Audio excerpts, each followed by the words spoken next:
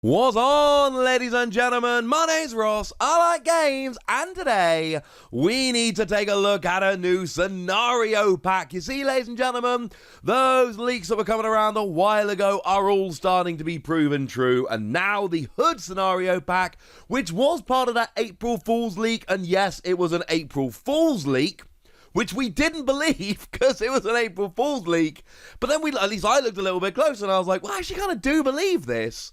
And it is all coming true, ladies and gentlemen. And this is cool, because we haven't had a scenario pack since Kang. And Kang was a while ago at this stage, ladies and gentlemen.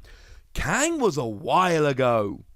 So yeah, the Hood's coming, and the Hood looks like fun. Well, kind of fun, kind of terrifying. The Hood's whole deal is basically, hey, let's unite a whole bunch of villains and all go after you guys as one. And well, that is represented pretty gosh darn nicely in what we see here. So the Hood, first of all, honestly just does not look particularly intimidating. One scheme, one attack, 14 hit points. Okay, the hit points are moderately high, but this isn't huge. But it does have a special skill, Foul Play.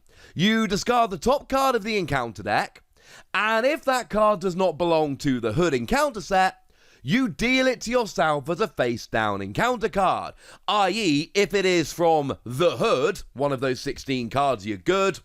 Otherwise, you take an extra encounter card. Well, hang on a second, when is that coming around? Well, how about things like Established Dominance and Attachment? After the Hood activates against you, resolve his Foul Play ability.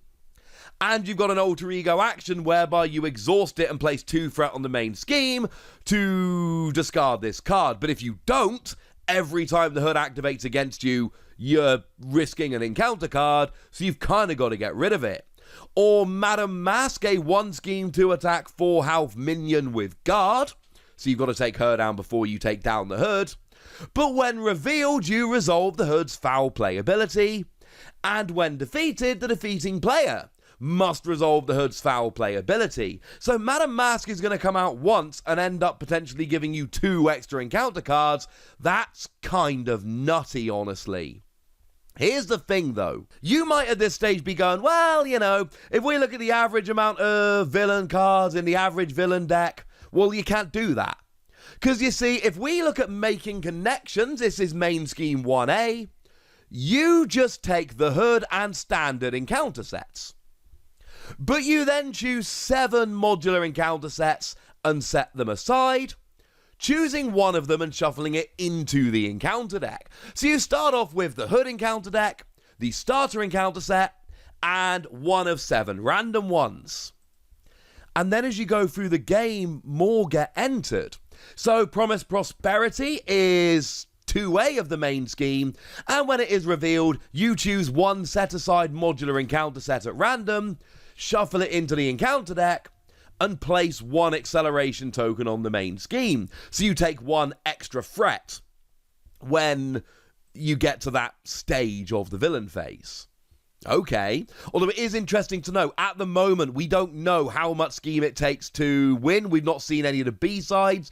That is going to make a big difference, quite frankly, because the acceleration tokens are going to be coming thick and fast. Because not only have we got things like this, which will obviously give you an acceleration token, it's right there, but every time this special skill activates on the Hood, you're whittling down the encounter deck, which is going to get you closer to more acceleration tokens, which is honestly, well, it's a bit of a big deal, if I'm honest with you, ladies and gentlemen.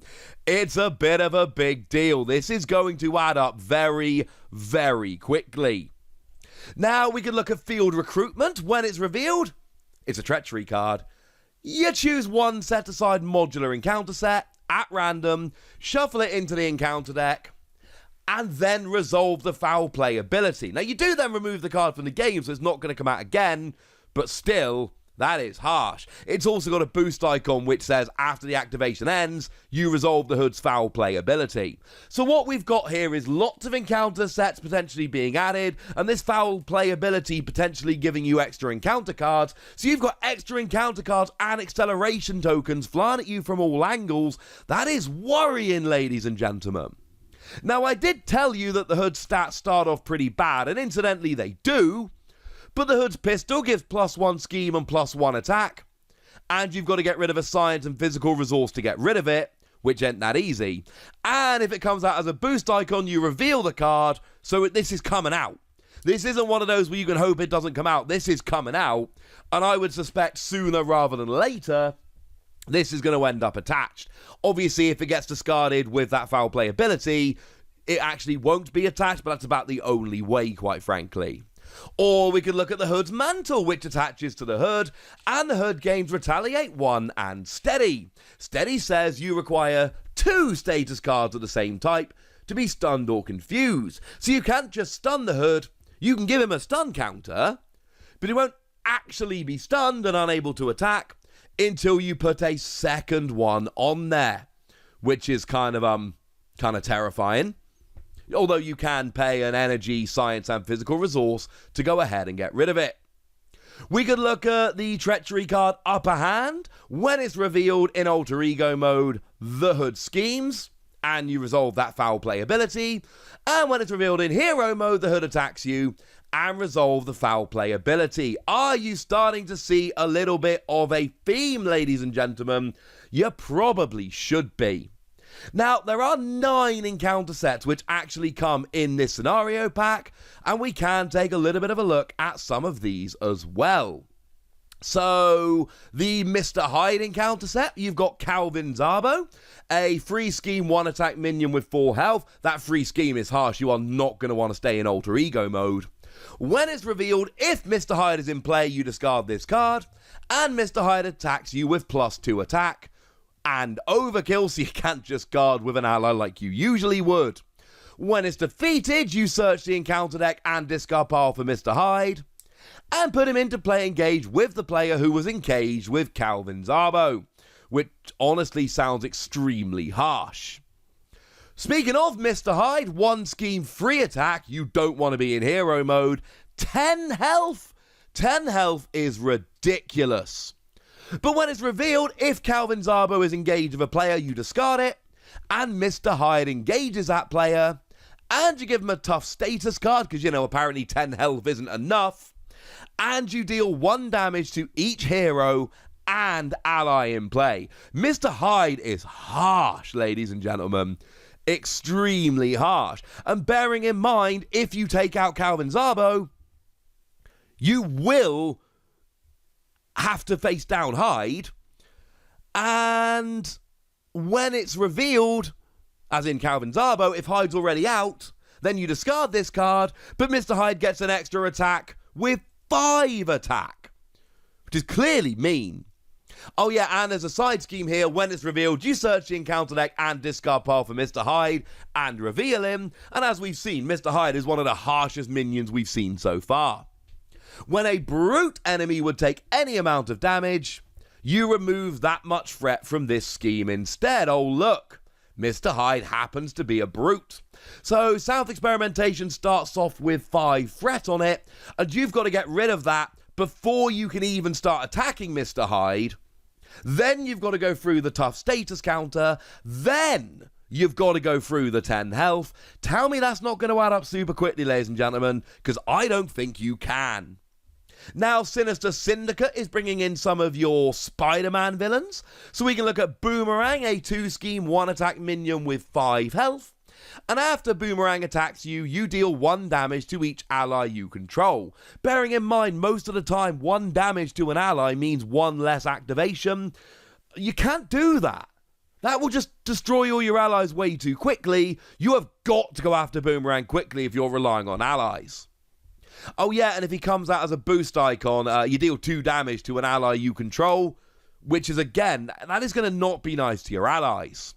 Shocker is a 1 scheme 2 attack 5 health minion, and after Shocker is attacked, you stun the attacking character. So you can't be chipping away at Shocker, you really need to just take him out in one go, lest you get continually stunned.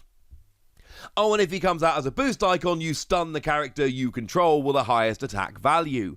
Bearing in mind, because of the foul play ability on the Hood, these allies are going to come out more often and more regularly than they would in basically any other deck, because you are constantly getting more encounter cards, unless you only ever discard the Hood cards, which I don't think is realistic. Crossfire is coming along with his crew. We've only seen a look at Crossfire, but we've got 2 scheme, 2 attack, 4 health with Quick Strike, attacks as soon as he comes out. And when Crossfire attacks, he attacks the friendly character with the fewest remaining hit points, gaining Overkill, so any extra damage goes on to you, and ranged, so you're not even being hit with Retaliate. Crossfire is going to go through some of your allies again. We saw with Boomerang there that your allies aren't particularly safe. Well, this is another one that is just going to run through your allies, and that is not going to be fun. Now, we've also seen Flamethrower from Ransacked Armory, which gives +3 attack and attaches to the minion with the most remaining hit points. If you can't, you search the encounter deck and discard power for a minion and put it into play engaged with you with Flamethrower attached to it, which is harsh. And attached minions attacks deal indirect damage, which is frankly mean. You've then got Citywide Crisis from the State of Emergency encounter set. When it's revealed, you resolve each when revealed ability on each side scheme in play. If no ability was resolved this way, you place 2 threat on each scheme. So if there are a lot of side schemes in play, this one can really, really hurt you. And if it comes out as a boost icon, you do it anyway, which seems really mean. We've got Secret Lair, an environment from the Streets of Mayhem encounter set, which has got Surge, and when it's revealed, you discard each other setting environment in play, but each enemy in play gains 1 acceleration icon, and each hero and ally in play gets +1 thwart. I do appreciate that we've got them kind of cancelling each other out a little bit, but that is still going to be annoying, forcing you to keep thwarting to get rid of it.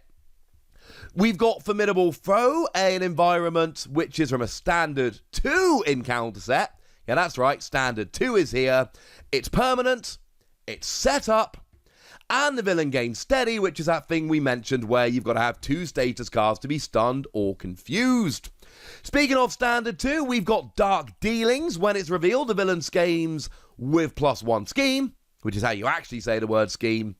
And if it comes out as a boost, you give the villain 1 additional boost card for this activation. And then we've also seen Total Annihilation, which is also from Standard 2, which has Surge. And when it's revealed, if you're in hero form, the villain attacks you with Overkill. And as a boost icon, if the villain is attacking, the attack gains Overkill. But weirdly here, and this doesn't happen often, we've actually got a really good look at some extra cards through some montages. Usually the montages just show us cards we've seen and snippets that we don't get to see. Not the case here. So in this montage, we can see Griffin from the Beastie Boys encounter set. And you got 1 scheme, 3 attack, 7 health with Quick Strike. After Griffin attacks and damages a character, they're stunned. And when defeated, if there is a stunned friendly character in play, you shuffle Griffin into the encounter deck so he can come out and do it all over again. We've also got Cruel Intentions, a Treachery. We don't actually know which encounter set it's from, but it's got Peril and Surge. And when revealed, you deal each counter, I believe, 1 face down encounter card and give the villain 1 face down boost card. Or if it comes out as a boost, you deal yourself 1 face-down encounter card.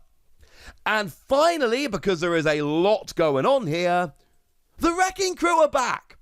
There is a Wrecking Crew encounter set that brings the Wrecking Crew back into the game, which I adore. So we've got Thunderball, 3 scheme, 1 attack, 7 health with Villainous.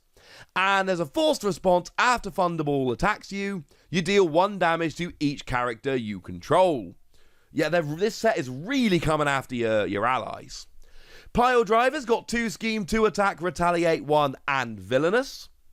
Wrecker's got 2 scheme, 2 attack, Villainous. They've all got Villainous, alright?